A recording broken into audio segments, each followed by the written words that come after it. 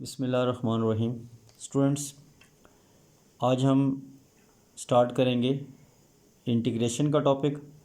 ठीक है, integration very very important topic है हमारा एफएससी सेकेंड ईयर में। तो मैं आज फर्स्ट लेक्चर में इंटीग्रेशन की बेसिक चीज़ें आपको बताऊंगा। इसमें कुछ फार्मूले हैं और कुछ 1 और 2 फर्स्ट और सेकंड रूल हम पढ़ेंगे कि हम गिवन फंक्शन को किस तरह इंटीग्रेट करते हैं। तो सबसे पहले मैं आपको बताता चलूँ कि इंटीग्रेशन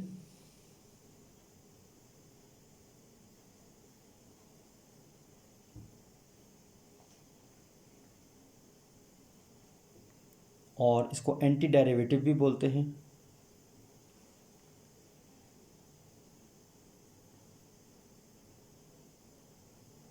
इंटीग्रेशन और एंटी डेरिवेटिव। तो इंटीग्रेशन का टॉपिक समझने के लिए आपको डिफरेंशिएशन के फार्मूले, बेसिक रूल्स वो भी पता होने चाहिए, क्योंकि इंटीग्रेशन एक्चुअली डिफरेंशिएशन का रेसिप्रोकल है, डिफरेंशिएशन का उल्ट है। ठीक है, तो किसी भी फंक्शन को इंटीग्रेट करने के लिए बेसिकली हमारे पास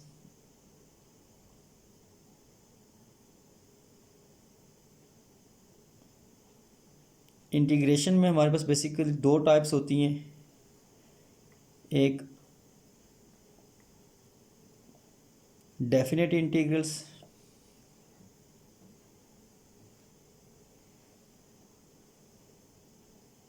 और दूसरी टाइप होती है हमारे पास इनडेफिनेट इंटीग्रल्स।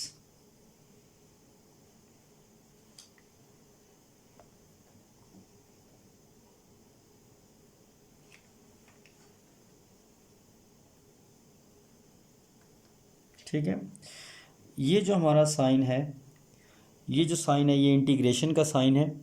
ठीक है, और डेफिनेट इसको इसलिए बोलते हैं क्योंकि जिस इंटरवल में हम किसी फंक्शन को इंटीग्रेट करते हैं, अगर वो इंटरवल दिया हो, सपोज हमारे पास जो फंक्शन है अगर हम उसको इंटीग्रेट करना है from limit lower limit a to upper limit b, तो ये हमारे पास एक डिफाइन इंटीग्रल है।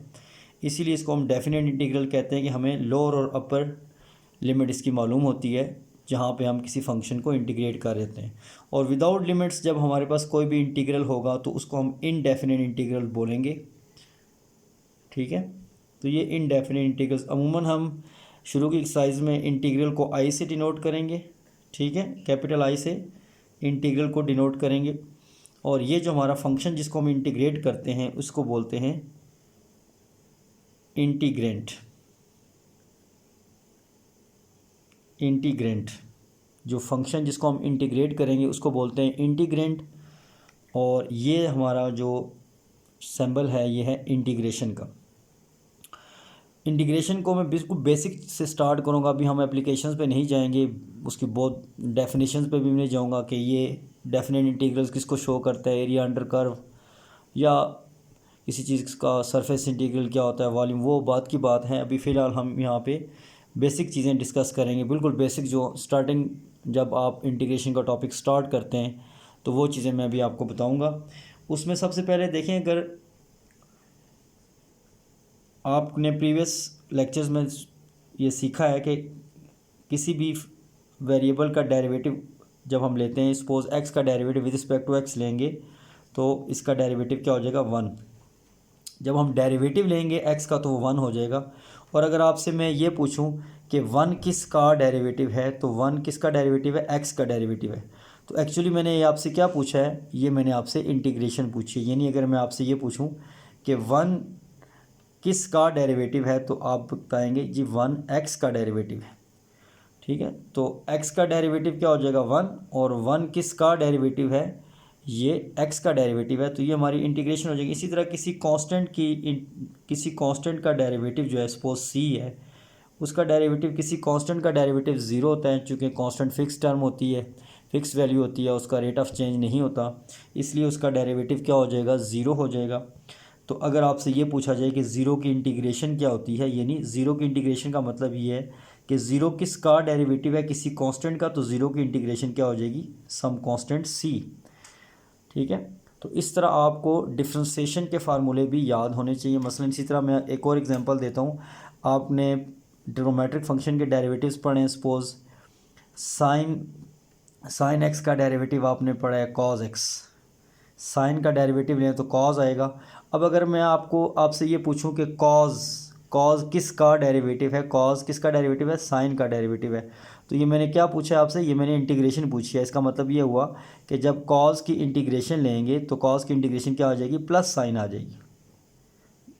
यानी कॉज किसका डेरिवेटिव है, ये क्या पूछ रहा हूँ, ये मैं इंटीग्रेशन पूछ रहा हूँ। तो कॉज की इंटीग्रेशन क्या होती है, साइन। यानी कॉज किसका डेरिवेटिव है, ये किसी फंक्शन का डेरिवेटिव दिया हुआ है, आपने रिवर्स में वो फंक्शन बताना है, यही इंटीग्रेशन है। तो इसके लिए बेसिक आपको रूल्स पता होने चाहिए। एक तो डेरिवेटिव्स के फार्मूले आपको सारे याद होने चाहिए। अगर डेरिवेटिव्स के फार्मूले याद नहीं हैं तो फिर आपके लिए थोड़ी सी प्रॉब्लम होगी। तो इसलिए सबसे पहले आप डेरिवेटिव्स के फार्मूले याद करें। इसी तरह जब हम साइन की इंटीग्रेशन लेंगे, साइन की इंटीग्रेशन याद रखना है आपने। यहाँ पे साइन की इंटीग्रेशन मैंने ऊपर लिख दी है, कॉज होती है, जबकि कॉज की इंटीग्रेशन लिख दी है मैंने, साइन होती है, और साइन की इंटीग्रेशन क्या हो जाएगी, माइनस कॉज हो जाएगी। यानी साइन किसका डेरिवेटिव है, साइन माइनस कॉज, क्योंकि माइनस कॉज का डेरिवेटिव लें तो माइनस कॉज का डेरिवेटिव माइनस साइन हो जाएगा, और माइनस माइनस प्लस, तो इसका मतलब ये माइनस कॉज किसका डेरिवेटिव है, साइन का। तो साइन की इंटीग्रेशन होती है माइनस कॉज। ठीक है, तो ये तो डायरेक्ट फार्मूले आपने याद रखने हैं। ये साइन की इंटीग्रेशन होती है प्लस कॉज, कॉज की इंटीग्रेशन होती है प्लस साइन, और साइन की इंटीग्रेशन होती है माइनस कॉज। ये आपने याद रखना है। इसी तरह सीकेंड की इंटीग्रेशन क्या होती है, ये होती है log of सीकेंड plus 10, सीकेंड x plus 10x। ठीक है, तो ये फार्मूले आपकी जो टेक्स्ट बुक है सेकेंड ईयर की, वो पेज नंबर 125 के ऊपर ये फार्मूले लिखे हुए हैं। बिफोर स्टार्टिंग द इंटीग्रेशन आपको वो फार्मूले ये सारे समझने हैं और इसको अच्छे तरीके से रिवाइज करना है आपने। इसी तरह फार्मूले समझने के लिए मैं आपको कुछ रूल्स भी बता देता हूँ। अभी इंटीग्रेशन का चैप्टर मैंने स्टार्ट किया है, तो इंटीग्रेशन को हम एंटी डेरिवेटिव्स भी बोलते हैं। ठीक है, वो जो पेज नंबर 125 आपको बताया मैंने, टेक्स्ट बुक सेकंड ईयर का, पंजाब टेक्स्ट बुक बोर्ड जो आपकी एफएससी सेकंड ईयर में है, तो ये याद रखें कि उसमें देखें फार्मूले समझने के लिए मैं आपको यहाँ पे रूल बता देता हूँ। एक रूल है इंटीग्रेशन का, रूल नंबर 1, इसको मैं नाम दे देता हूँ रूल नंबर 1। रूल 1 क्या कहता है कि जब भी किसी फंक्शन की इंटीग्रेशन करें, सपोज करेंगे हमारे पास कोई भी एक फंक्शन है, उसकी पावर कोई भी है n, ठीक है, और ये n जो है वो ग्रेटर देन 0, और इस फंक्शन का डेरिवेटिव अगर साथ मल्टीप्लाई हो रहा हो, तो अकॉर्डिंग टू दिस रूल हम क्या करेंगे, देखें पावर के नीचे जो फंक्शन है इसको आपने देखना है। पावर क्या n के नीचे फंक्शन है f ऑफ x, और f ऑफ x का डेरिवेटिव क्या होता है, f डैश ऑफ x।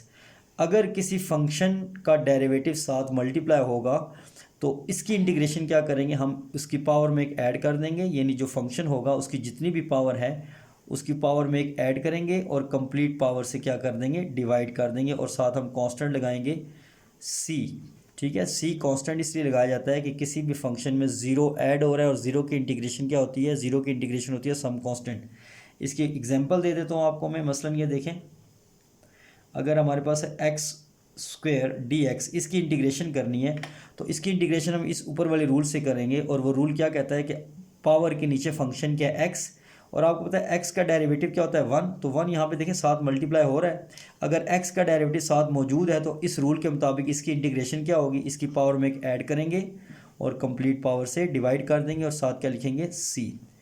इसी तरह कोई भी पावर आ जाती है, सपोज x की पावर n है, तो ये याद रखें कि x का डेरिवेटिव क्या होता है 1, साथ मौजूद है, मल्टीप्लाई हो रहा है। जब किसी फंक्शन का डेरिवेटिव साथ मल्टीप्लाई होगा तो क्या करेंगे, इसकी पावर में एक ऐड कर देंगे और सारी पावर से, कंप्लीट पावर से डिवाइड कर देंगे, और साथ कांस्टेंट को ऐड कर देंगे प्लस c।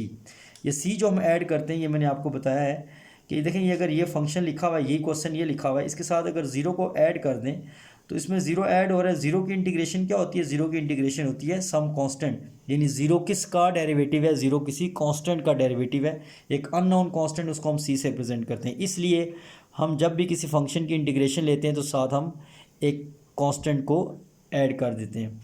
ये रूल नंबर 1 है। रूल नंबर 1 आपने याद रखना है कि जब भी हम इंटीग्रेशन का क्वेश्चन करेंगे तो जल्दी जल्दी से हम एक देख लेंगे कि क्या इस फंक्शन पे जिसके हम इंटीग्रेशन कर रहे हैं उस पर रूल 1 अप्लाई तो नहीं हो रहा।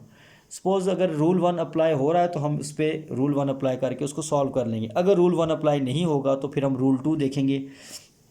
रूल 2 क्या है हमारे पास, इसकी मैं रूल 1 की एग्जांपल और देता हूँ। सपोज़ हमारे पास ये एग्जांपल है इसकी, हमारे पास ये sine square of x cos of x D x, अगर ये हमारे पास एक इंटीग्रल आ जाता है तो इसकी इंटीग्रेशन करने के लिए देखें, इंटीग्रल को हम आई से डिनोट करते हैं, याद रखें आई से रिप्रेजेंट करेंगे इसको, और इसको हम लिखेंगे साइन एक्स होल स्केयर और साथ आ जाएगा cos x D x.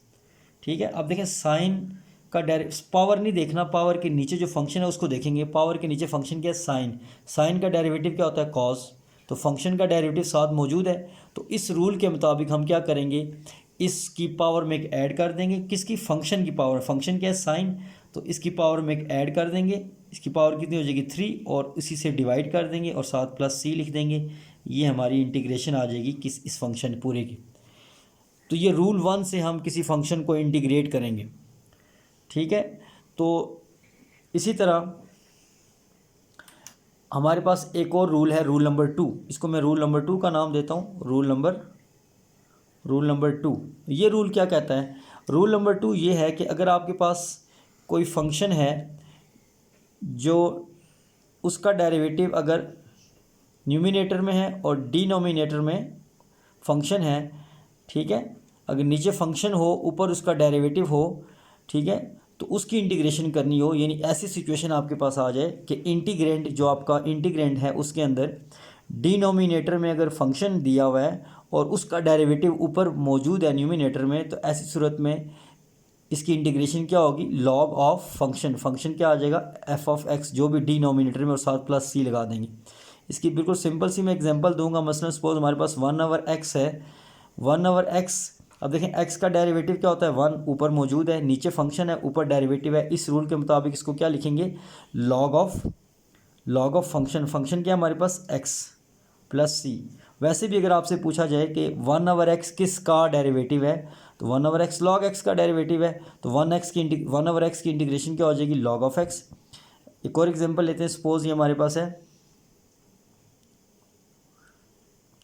Sine x divided by minus sine x divided by cos x D x. Suppose ये है, कॉज एक्स का डेरिवेटिव क्या होता है, माइनस साइन एक्स, नीचे फंक्शन ऊपर डेरिवेटिव है, तो इस रूल के मुताबिक इसकी इंटीग्रेशन क्या हो जाएगी, लॉग ऑफ फंक्शन। फंक्शन क्या है, कॉज ऑफ एक्स, और साथ हम क्या लिखेंगे, प्लस सी। ठीक है, तो ये रूल्स आपको 2 याद रखने पड़ेंगे। यही रूल्स हम एक्सरसाइज 3.2 में यूज़ करेंगे। ठीक है, लेकिन इंटीग्रेशन करने से पहले आप लोग ये याद रखें, किसी भी फंक्शन की इंटीग्रेशन करने से पहले आपने ये चेक कर लेना है कि जो इंटीग्रेंट है, यानी जिस फंक्शन की हम इंटीग्रेशन करने जा रहे हैं, क्या वो सिंप्लीफाई तो नहीं हो रहा। अगर वो सिंप्लीफाई हो रहा है तो आप पहले इसको सिंपलेस्ट फॉर्म में लिख लें एंड देन उसको हम इंटीग्रेट करेंगे। अब चलते हैं एक्सरसाइज की तरफ, और एक्सरसाइज में देखें सबसे पहले मेरा क्वेश्चन नंबर 1 है।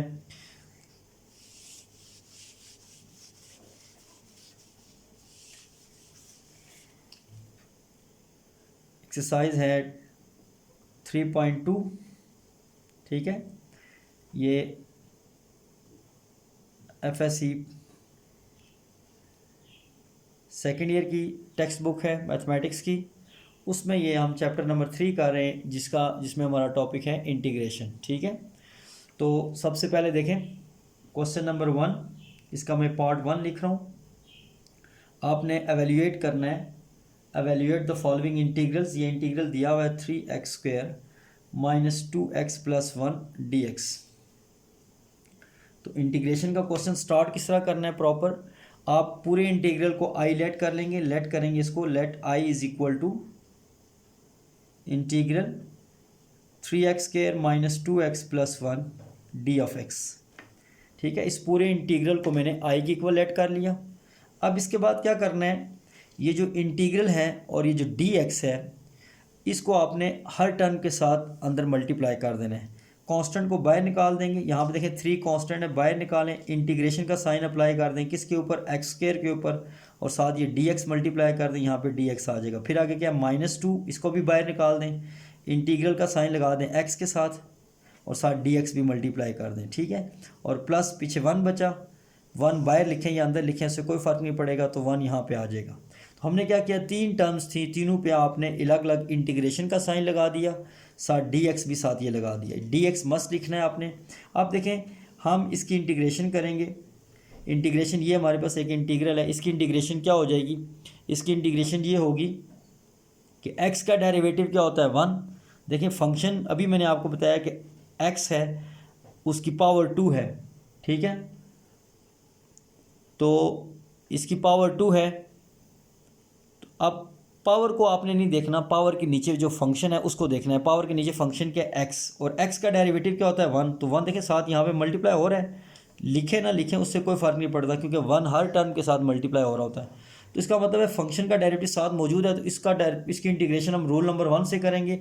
रूल नंबर 1 हमें क्या बताता है कि हम इसकी पावर में एक ऐड करेंगे, यानी इसकी पावर में एक ऐड करेंगे, कितनी हो जाएगी 3, और सारी पावर से क्या कर देंगे, डिवाइड कर देंगे, -2। उसी तरह x की इंटीग्रेशन करनी है तो x का डेरिवेटिव 1 साथ मौजूद है, 1 मल्टीप्लाई हो रहा है इसके साथ, तो रूल नंबर 1 के साथ क्या करेंगे, इसकी पावर 1 है, 1 में एक ऐड करें 2 हो जाएगी, उसी पावर से डिवाइड कर दें, प्लस 1 की इंटीग्रेशन करनी है। 1 की इंटीग्रेशन का मतलब क्या होता है कि आपने बताना है 1 किस का डेरिवेटिव है, तो x का डेरिवेटिव लें तो क्या आता है 1, तो 1 की इंटीग्रेशन लेंगे तो क्या आ जाएगा x, और साथ हम लिख देंगे c।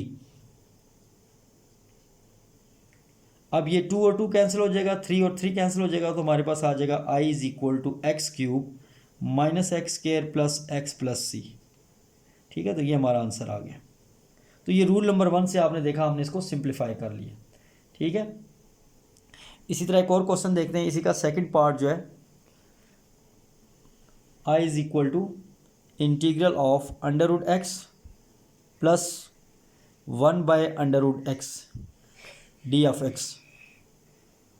तो क्या हो जाएगा, ये देखें, इसको हम पावर की शक्ल में लिखते हैं, इंटीग्रेशन भी अप्लाई कर देते हैं, dx भी अप्लाई कर देते हैं, ठीक है। तो देखें क्या करेंगे, इसमें x की पावर लिख सकते हैं 1/2 dx, प्लस ये जो √x है इसको ऊपर ले जाएंगे तो इसकी पावर ऊपर जाके क्या हो जाएगी, -1 हो जाएगी, तो इसको लिखेंगे x की पावर -1/2 dx। हमने क्या किया, इस पे अलग इंटीग्रेशन लगा दी, इस पे अलग इंटीग्रेशन लगा दी, और इसको नीचे से ऊपर ले गए तो इसकी पावर ऊपर जाके -1/2 होगी। अब देखें रूल नंबर 1 से इसको सॉल्व करेंगे, पावर के नीचे फंक्शन के x का डेरिवेटिव साथ मौजूद है, तो क्या करेंगे, इसकी पावर में एक ऐड कर देंगे और सारी पावर से क्या करेंगे, डिवाइड कर देंगे, ये इसकी इंटीग्रेशन आ जाएगी। इसी तरह यहाँ पे भी x का डेरिवेटिव 1 साथ मौजूद है, तो इसकी इंटीग्रेशन क्या होगी, इसकी पावर में एक ऐड करेंगे 1/2 -1/2 + 1 करेंगे, और -1/2 + 1 साथ नीचे डिवाइड भी कर देंगे। तो अब ये क्या हो जाएगा, इसको सिंप्लीफाई करेंगे तो x की पावर ये बन जाएगी 3/2, ये भी हो जाएगी 3/2, प्लस x की पावर -1/2 + 1 करेंगे तो ये 1/2 रह जाएगी, और ये भी 1/2 रह जाएगी, और साथ प्लस c भी लिख लें, ठीक है। और इसके बाद ये ऊपर जाके क्या बन जाएगा, i = 2/3 x की पावर 3/2 + 2 × x की पावर 1/2 + c। तो ये इसका सलूशन आ गया हमारे पास, ठीक है। तो ये हमने रूल नंबर 1 से इसको इंटीग्रेट कर दिया। तो रूल नंबर 1 से आपने इस तरह क्वेश्चंस को सॉल्व करना है। इसी तरह एक और क्वेश्चन देखते हैं,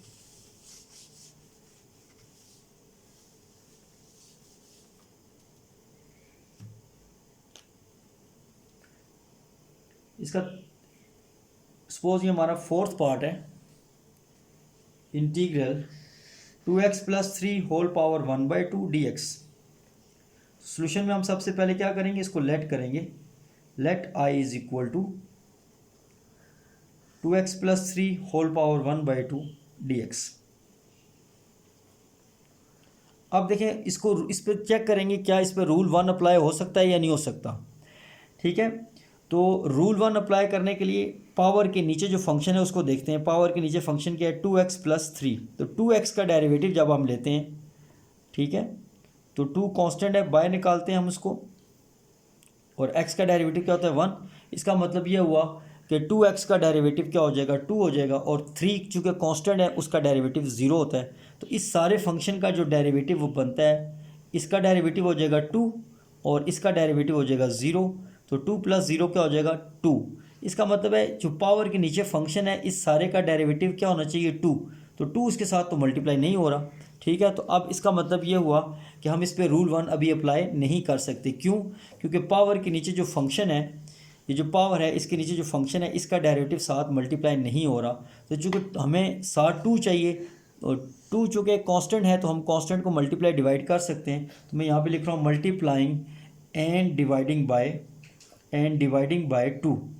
तो यहाँ पे आप इस क्वेश्चन में क्या करेंगे, 2 से डिवाइड भी कर दें और 2 से मल्टीप्लाई भी कर दें। 2x + 3 whole power 1/2 dx। तो देखें अब 2x का डेरिवेटिव 2 साथ मौजूद है, 3 का 0 होता है, तो इस सारे फंक्शन का डेरिवेटिव साथ मौजूद है।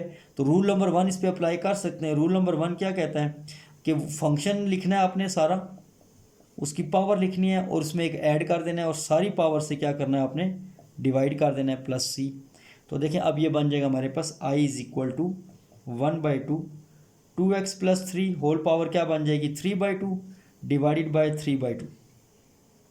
ठीक है, अब ये 3/2 और ये 1/2 ये कैंसिल हो जाएगा आपस में, तो ये +c, तो ये हमारे पास आ जाएगा i = 2x + 3 whole power 3/2 divided by 3 +c। ठीक है, ये डिवाइडेड बाय 3 है हमारे पास, डिवाइडेड बाय 3 और +c। तो ये इसका सलूशन आ गया हमारे पास। तो ये आपने देखा कि रूल 1 अप्लाई करने के लिए हमें 2 की ज़रूरत थी, इसलिए हमने 2 से डिवाइड भी किया, 2 से मल्टीप्लाई। तो यहाँ से आपने एक चीज़ और सीखी कि अगर फंक्शन का डेरिवेटिव साथ बनाने के लिए कोई चीज़ मल्टीप्लाई डिवाइड करने की ज़रूरत पड़े तो हम कर सकते हैं। अमूमन हम कांस्टेंट को ही मल्टीप्लाई डिवाइड करते हैं, किसी वेरिएबल को नहीं करते, क्योंकि वेरिएबल इंट्रोड्यूस करने से मज़ीद हमारा फंक्शन जो है वो कॉम्प्लिकेटेड हो सकता है। तो आपने यहाँ पे एक चीज़ ये सीखी कि अगर फंक्शन का डेरिवेटिव साथ बनाने के लिए किसी कांस्टेंट को मल्टीप्लाई डिवाइड करना हो तो हम कर सकते हैं। जिस तरह इस फंक्शन का डेरिवेटिव टोटल डेरिवेटिव 2 बनता है, वो नहीं था साथ, तो हमने 2 से डिवाइड किया, 2 से मल्टीप्लाई किया, तो फंक्शन का डेरिवेटिव साथ बन गया। तो हमने क्या किया, इस फंक्शन की पावर में एक ऐड की और रूल नंबर 1 से इसको हमने सॉल्व कर लिया। ठीक है, तो ये हमारा रूल नंबर 1 से सॉल्व हो गया। ठीक है, कभी कभार ऐसा होता है कि आपके पास जो इंटीग्रेशन का क्वेश्चन आता है उसमें डायरेक्ट आप इंटीग्रेशन नहीं अप्लाई कर सकते, वो फंक्शन जो है सिंप्लीफाई शक्ल में नहीं होता। तो आप क्या करते हैं, आप पहले इसको सिंप्लीफाई करते हैं। तो देखिए हम क्या करेंगे इसमें, इसी तरह का एक क्वेश्चन देखते हैं। मसलन ये हमारा पार्ट नंबर 8 है क्वेश्चन नंबर 1 का। ठीक है, मसलन ये इंटीग्रल दिया हुआ हमें √y × y + 1 divided by y × dy। ठीक है, अब x की जगह हमारे पास क्या आ गया, y आ गया वेरिएबल। तो वेरिएबल y हो सकता है, थीटा हो सकता है, t हो सकता है, u हो सकता है, x हो सकता है। तो जिस तरह का वेरिएबल होगा उसी तरह का साथ यहाँ पे इसका ऑपरेटर dy होगा। तो अब क्या करेंगे, देखें हम सॉल्यूशन में सबसे पहले इसको लेट करेंगे, let i = √y × y + 1 divided by y dy। ठीक है, हम इसको i की इक्वल लेट कर लेते हैं और i क्या होता है, ये सारा इंटीग्रल उसको हम i सपोज कर लेते हैं ताकि लेफ़्ट साइड पे बार बार हमें ये ना लिखना पड़े। तो अब हम क्या करेंगे, इसको सिंप्लीफाई करेंगे। ठीक है, इसको सिंप्लीफाई करने के लिए हम क्या करेंगे, ये जो डिफरेंट तरीके हैं, तो देखें जो डिनोमिनेटर में y लिखा हुआ है, ठीक है, इसको मैं ब्रेक कर रहा हूँ। इस y को हम लिख सकते हैं √y × dy।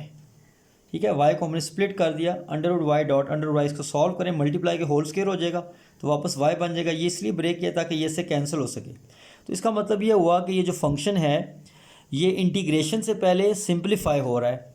तो हम जब अगर फंक्शन इंटीग्रेशन से पहले सिंप्लीफाई हो रहा हो तो आप याद रखें आपने क्या करना है, उसको इंटीग्रेट करना है, सॉरी उसको सिंप्लीफाई करना है। ठीक है, जिस तरह हम यहाँ पे सिंप्लीफाई कर रहे हैं।